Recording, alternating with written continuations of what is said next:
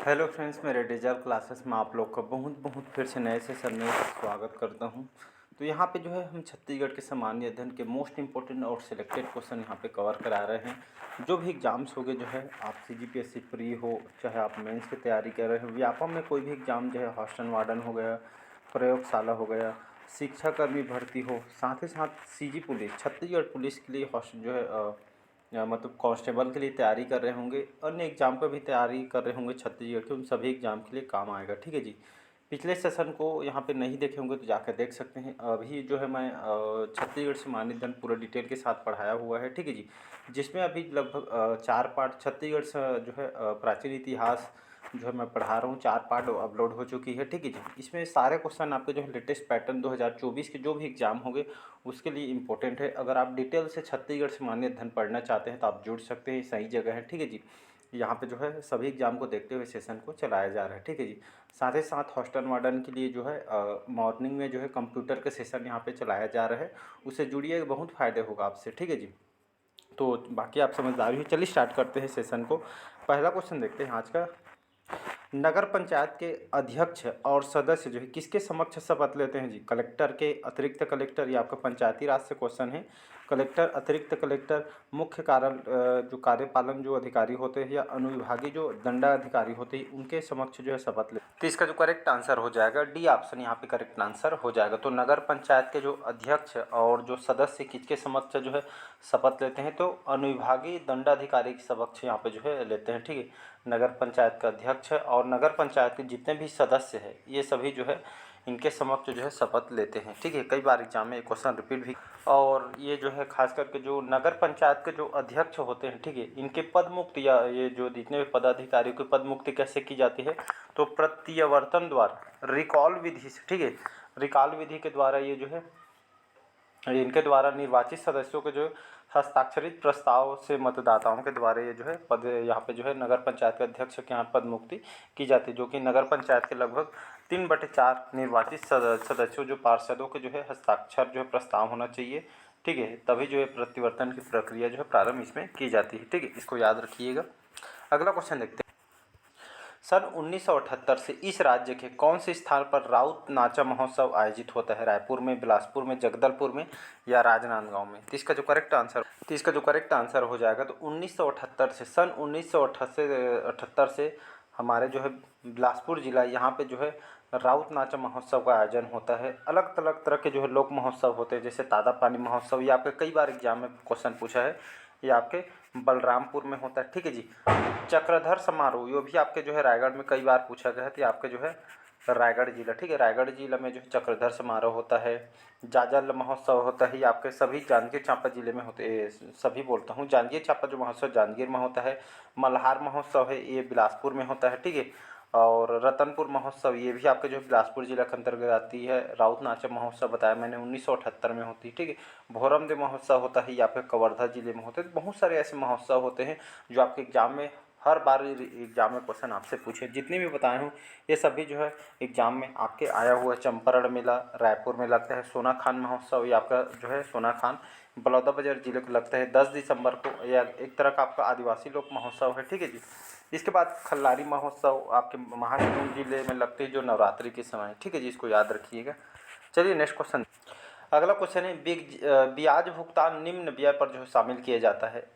आयोजन नागत व्यय पे, गैर आयोजनागत व्यय पर, पूंजीगत व्यय पर, जो उपयुक्त में से कोई नहीं। तो यहाँ पे जो ब्याज भुगतान जो है निम्न व्यय पर जो शामिल किया जाता है। गैर जो है आयोजनागत पे जो व्यय पे जो है, या जो ब्याज भुगतान यहाँ पे जो है व्यय पर शामिल किया जाता है। बी ऑप्शन करेक्ट आंसर हो।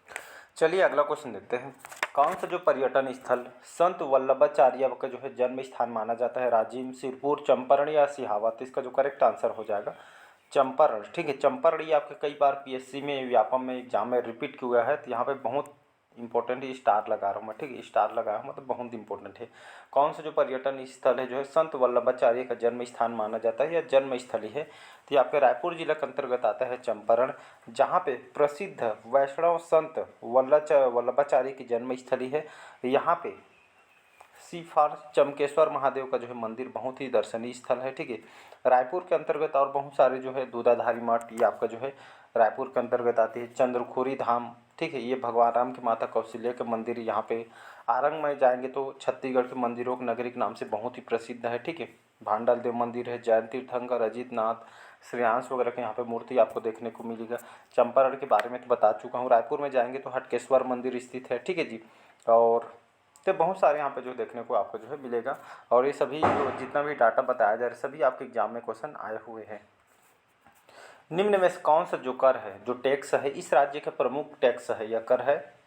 आपका वाणिज्यिक कर, केंद्रीय विक्रय कर, प्रवेश कर या होटल कर। तो आपका जो वाणिज्यिक जो कर है, वाणिज्यिक कर जो है, ये जो टैक्स है ये आपका राज्य का प्रमुख कर है, प्रमुख टैक्स है, इंपॉर्टेंट टैक्स है, ठीक है। तो इसका ये ऑप्शन करेक्ट आंसर हो जाए।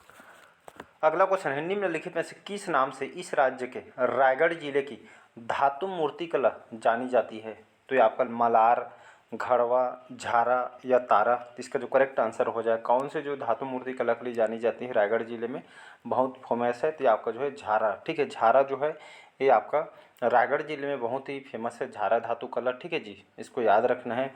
अलग अलग अगर जाएंगे तो यहाँ पर जो है घड़वा भी ऑप्शन दिया गया है। घड़वा शिल्पकला जो है बस्तर और कोंडागांव में जो ये आपके जो है भ्रष्ट मोम पद्धति से इसका जो उपयोग किया जाता है, कांस्य से मूर्ति का निर्माण होता है इससे। और रायगढ़ में झारा कांस्य शिल्पकारों से आपका जो है संबंधित है, ठीक है। तो ढोकला कला के लिए जो है कोंडागांव शिल्पग्राम जो है इसके केंद्र कहा जाता है, ठीक है। जयदेव बघेल, मानिक घड़वा, ढोकला कला के लिए इनको जाना जाता है, ठीक है। तो इसको याद रखना है। और बहुत सारे जो है काष्ठ कला के लिए यहाँ पे जो है जसपुर रायगढ़ शिल्प केंद्र है। और रजवार भित्ति छेतुराम देवनाथ इसके जो है शिल्पकार हैं।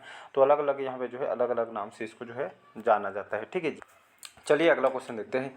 सितंबर 1930 में इस राज्य में महासमुंद नामक स्थान पर निम्नलिखित में से किसके नेतृत्व में जंगल सत्याग्रह हुआ था? नारायण राव मेघावाले, शंकर राव गनौदवाले, सुंदरलाल शर्मा जी या नथुजी जगताप। तो इसका जो करेक्ट आंसर हो जाएगा बी ऑप्शन करेक्ट आंसर हो जाएगा, शंकर राव जो गनौदवाले हैं। सितंबर 1930 महासमुंद के जो है ये आपका जो है कौन सा जो है मतलब जो जंगल सत्याग्रह हुआ था, तो तमोरा जंग, याद रखिएगा, तमोरा जंगल सत्याग्रह हुआ था। ये आपके लगभग 9 सितंबर 1930 को जो है महासमुंद जिले के अंतर्गत हुआ था। इसमें जो है इसके नेतृत्वकर्ता जंगल सत्याग्रह हुआ था शंकर राव गनौदवाले, ठीक है। और साथ ही साथ यहाँ पे यति यतन लाल ये भी इनके साथ यहाँ पे जो है उपस्थित थे, ठीक है, इनके सहयोगी के रूप में। तो ये सभी जो सत्याग्रह जो आपको जो है पता होना चाहिए। अगला क्वेश्चन, इस राज्य की खिलाड़ी रेणुका यादव निम्न में से किस खेल से संबंधित है? क्रिकेट, हॉकी, बैडमिंटन या टेनिस। तो आपके जितने भी जो हमारे छत्तीसगढ़ के जो प्लेयर हैं आपको जो देखने को मिलती है सभी जो कौन से खेल से संबंधित है आपको जो है पता होना चाहिए, ठीक है जी। तो इस राज्य के जो खिलाड़ी रेणुका यादव है कौन से खेल से संबंधित है? तो ये जो है हॉकी प्लेयर है हमारे छत्तीसगढ़ के, ठीक है जी। तो ये हॉकी प्लेयर है हमारे छत्तीसगढ़ की। तो ये सभी जो है आपको पता होना चाहिए। आकर्षी कश्यप कौन से खेल से संबंधित है इसको जो है कमेंट बॉक्स में कमेंट करके बताइए, ठीक है। आकर्षी कश्यप इनको हाल ही में जो है डीएसपी जो है पद पे जो है इनको जो पदस्थ है जो है इनको नियुक्त किया गया है। कौन से खेल से संबंधित है इसको जो है कमेंट बॉक्स में कमेंट करके बताइएगा। आकर्षी कश्यप, ठीक है जी। ये आपके एग्जाम में भी क्वेश्चन आया हो।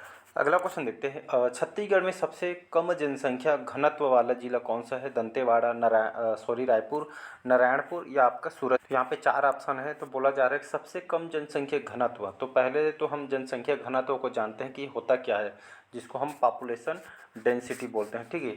कैसे इसको परिभाषित करेंगे, मतलब 1 वर्ग किलोमीटर, ठीक है जी। 1 वर्ग किलोमीटर के क्षेत्रफल में जितने निवास व्यक्ति को जो घनत्व को जनसंख्या घनत्व कहते हैं, ठीक है। 2011 की जनगणना के अनुसार देखेंगे तो 189 जो है व्यक्ति प्रति वर्ग किलोमीटर यहाँ के जो है जनसंख्या घनत्व है।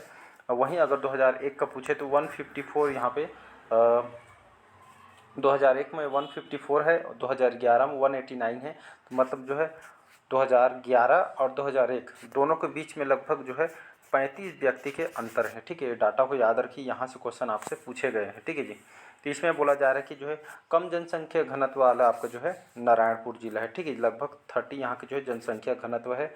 सबसे ज़्यादा आपका जो है जांजगीर चांपा का है, ये भी याद रखिए। जांजगीर चांपा को 540 है, 520 है, ठीक है जी। 420 यहाँ की जो जनसंख्या घनत्व है सर्वाधिक आपका जांजगीर चांपा का है, न्यूनतम आपका नारायणपुर जिले का है, ठीक है जी। तो इसको याद रखिए। बाकी जो है कंप्लीट आपको डिटेल जनगणना पढ़ना है तो लगभग इसके जो है मैं पूरा पढ़ा चुका हूँ डिटेल के साथ, उसको आप जो है पढ़ सकते हैं, ठीक है जी।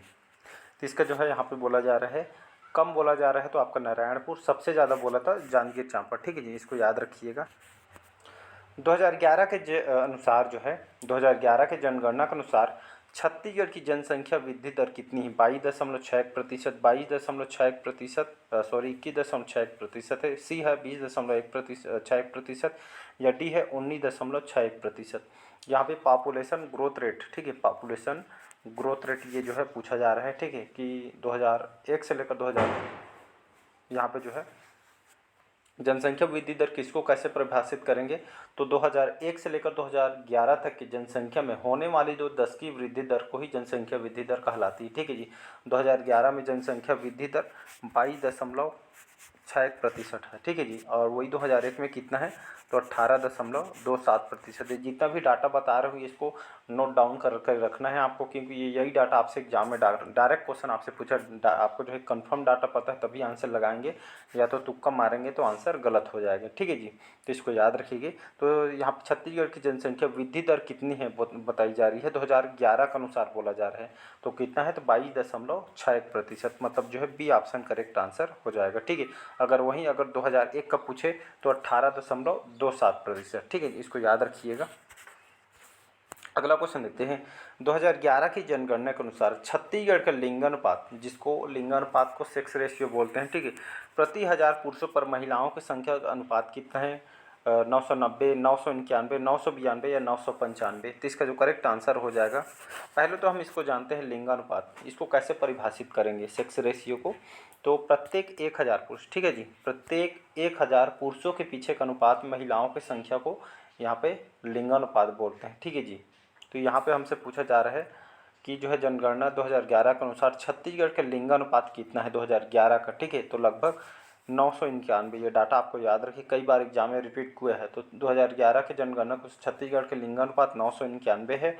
अगर वहीं पूछे 2001 की जनगणना के अनुसार यहाँ पे कितना है, तो आपको 989 है। ठीक है, ये आपका 2001 के अनुसार, ये आपका 2011 का है। तो दोनों डाटा आपको जो है पता होना चाहिए। ठीक है जी, तो अगर भारत की दृष्टि से देखेंगे तो छत्तीसगढ़ के समस्त जिलों का लिंगानुपात भारत से औसत लिंगानुपात से अधिक है छत्तीसगढ़ का। ठीक है, इसको आपको याद रखना है। चलिए अगला क्वेश्चन देखते हैं। 2011 के जनगणना के अनुसार छत्तीसगढ़ की साक्षरता दर, क्या चीज़, साक्षरता, जिसको हम लिटरेसी रेट बोलते हैं। ठीक है जी, साक्षरता दर, लिटरेसी रेट की बोला जा रहा है कि 2011 के अनुसार छत्तीसगढ़ की साक्षरता दर कितनी है? 80.27%, 74.20%, 70.28% या 60.24%। पहले तो हम लिटरेसी क्या होता है या साक्षरता क्या होता है उसको जान लेते हैं। तो ये आपका कैसे परिभाषित करेंगे, अगर मेंस अगर हम लिखने के लिए आ गए तो 7 वर्ष से अधिक आयु के जो पढ़ने लिखने वाले जो व्यक्ति, जो सामर्थ्य नागरिक को ही साक्षर कहा जाता है। ठीक है जी, और 2011 के अनुसार साक्षरता दर, ये यहाँ पे बोला जा रहा है कि 2011 के अनुसार छत्तीसगढ़ की साक्षरता दर कितनी है। ठीक है जी, तो लगभग कितना है, 70.28%। ये सभी डाटा इंपॉर्टेंट है, और ये क्वेश्चन ऐसा नहीं है कि मैं कुछ भी उठा के पूछ रहा हूँ। ये आपके प्रीवियस ईयर क्वेश्चन को कोई भी एग्जाम कर देकर उठा के देख सकती हैं, ये क्वेश्चन आया हुआ है। ठीक है जी, आपके मेंस तक के पेपर में आया हुआ है। ठीक है जी, तो लगभग 70.28% 2011 की जनगणना के अनुसार यहाँ के जो है लिटरेसी रेट है। ठीक है, वहीं अगर 2001 के जनगणना के अनुसार यहाँ के लिटरेसी रेट कितना है, तो 64.66%। ठीक है जी, ये 2001 का है और यह 2011 का है, तो मतलब दोनों डाटा आपको पता होना।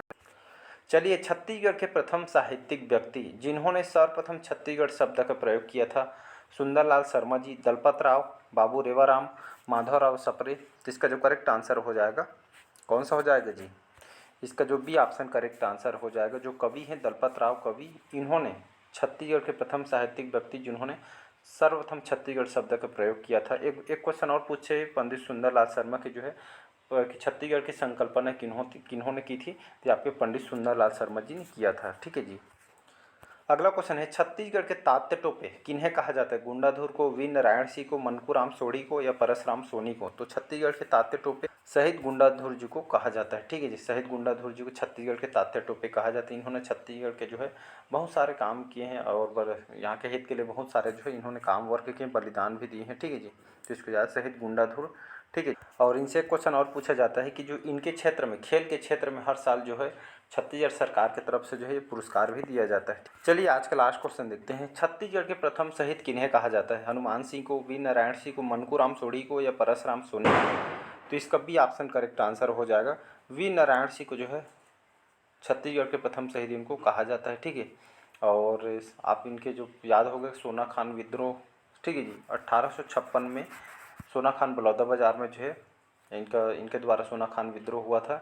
वी नारायण सिंह सोना खान के ज़मींदार थे और बिंजवार जनजाति के। ठीक है जी, और यहाँ पे जो है अकाल पीड़ित हो जाने के कारण यहाँ पे जो अनाज उपलब्ध कराने के लिए जो है वी नारायण सिंह जी ने कसडोल के एक व्यापारी थे जिनका नाम था माखन लाल, ठीक है, इनके गोदाम में इन्होंने अनाज लूट कर जो जनता में बांट दिया गया सोना, जो हमारे जो वी नारायण सिंह जी द्वारा, और जनता में बांट दिया गया। फिर जो है क्या हुआ, इनको जो है गिरफ्तारी होती है, फिर जेल को जो है सुरंग बनाकर भाग जाते हैं। फिर इनको जो है जेल मतलब जो इनको पकड़ के लाते हैं और फिर रायपुर के जो जय सिंह चौक में जो इनको जो है चार्ल्स इलियट के फैसले के अनुसार इनको जो है फांसी की मतलब फांसी दी जाती है। ठीक है, और वी नारायण सिंह को छत्तीसगढ़ के स्वतंत्रता संग्राम के जो है प्रथम शहीद इसीलिए इनको जो है कहा जाता है। ठीक है, ये आपके कई बार एग्जाम में क्वेश्चन पूछा है, पटवारी, प्री मेंस, कोई सा भी क्वेश्चन आप ऊपर उठा कर देख सकते हैं, ये क्वेश्चन आया हुआ है। तो चलिए आज के सेशन आज हम यहीं तक रखते हैं। कैसा लगा सेशन ज़रूर बताइएगा। अच्छा लगे तो चैनल को लाइक शेयर सब्सक्राइब कीजिएगा। ठीक है जी, तो मिलते हैं अगले पार्ट में। आज के सेशन यहीं तक रखते हैं। Thank you.